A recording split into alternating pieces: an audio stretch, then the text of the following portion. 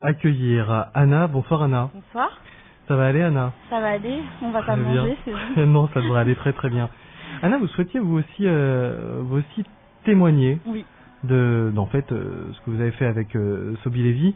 Je précise à nos auditeurs que moi je vous connais pas, hein, en fait. Je connais aucune de vous deux, donc je vous découvre en même temps qu'eux. Anna, on peut donner votre métier? Oui, tout à fait. Je suis vétérinaire. Vous êtes vétérinaire. Oui. Formation scientifique. Scientifique et j'étais très cartésienne auparavant, Mhm. extrêmement cartésienne même.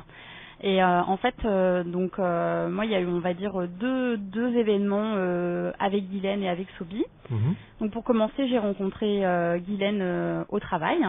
Et j'avoue que c'est quelqu'un qui m'a impressionnée assez rapidement, de par le calme et l'espèce d'aura qu'elle dégageait, où je me disais, waouh, ils ont à l'en impose cette dame. Donc on s'est rapprochés au cours de l'été, essentiellement à cause, ou grâce, je veux plutôt dire grâce à mon chien, qui a été donc malade. Donc c'est un vieux chien de 11 ans, à qui on a diagnostiqué une insuffisance rénale il y a plus d'1 an.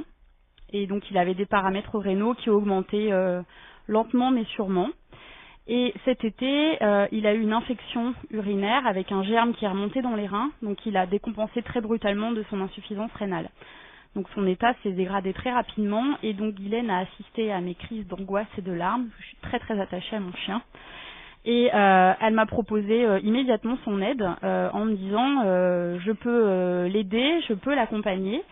Je tiens à préciser qu'à aucun moment Guylaine m'a dit que ce qu'elle pouvait faire pour lui allait se substituer à la médecine, je veux dire, allopathique.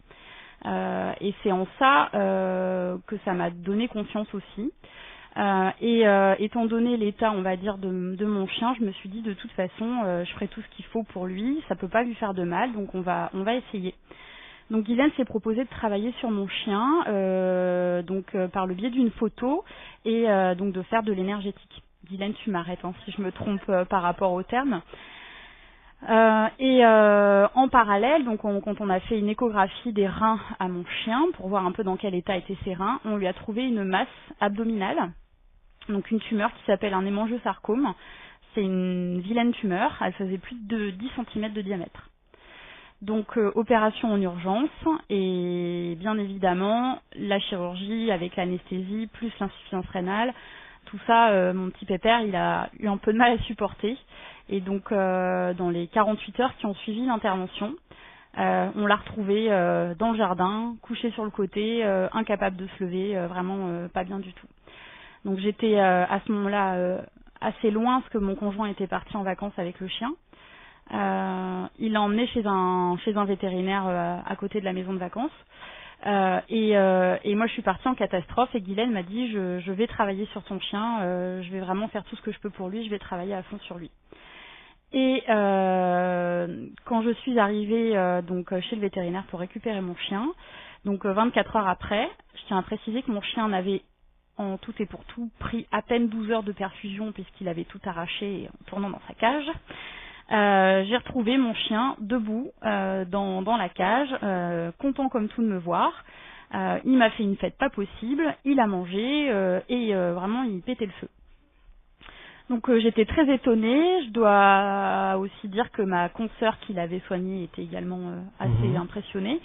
C'est une chose qui peut pas arriver. On va dire que c'est je vais essayer de vulgariser un petit peu tout ça, mais il était dans un état, on va dire, d'hypotension et de déshydratation assez poussé, donc une décompensation brutale avec un chien qui est vraiment arrivé, couché sur le côté et incapable de se lever. Ça faisait plusieurs jours qu'il ne mangeait pas, qu'il ne buvait pas. Quand mon conjoint essayait de le nourrir à la seringue, il revomissait tout. Les paramètres rénaux qui augmentaient vraiment de plus en plus. Donc vraiment avec une dégradation brutale.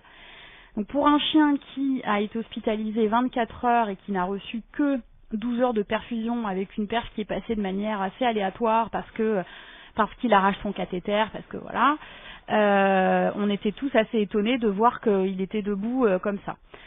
Je me suis quand même raisonnée à ce moment-là en me disant bon, en même temps, ce chien est super attaché, il est content de me voir, comme d'habitude devant moi, il veut pas montrer qu'il va pas bien. Donc on va rester rationnel et cartésien. Donc je l'ai repris, on va dire, pour une hospitalisation à domicile. Étant veto, je pouvais tout à fait le gérer à la maison. Donc je l'ai perfusé à la maison, il a eu des antibiotiques. Et Guylaine continue en parallèle à travailler dessus. Et de jour en jour, je le voyais reprendre du poids, gagner en énergie. Et j'avais l'impression de le voir rajeunir. Mais réellement, physiquement, j'avais la sensation que mon chien rajeunissait. Et dernièrement, donc vraiment au lancement, il va bien. Dernièrement, donc il a eu un bilan sanguin qui a révélé une normalisation de tous les paramètres rénaux.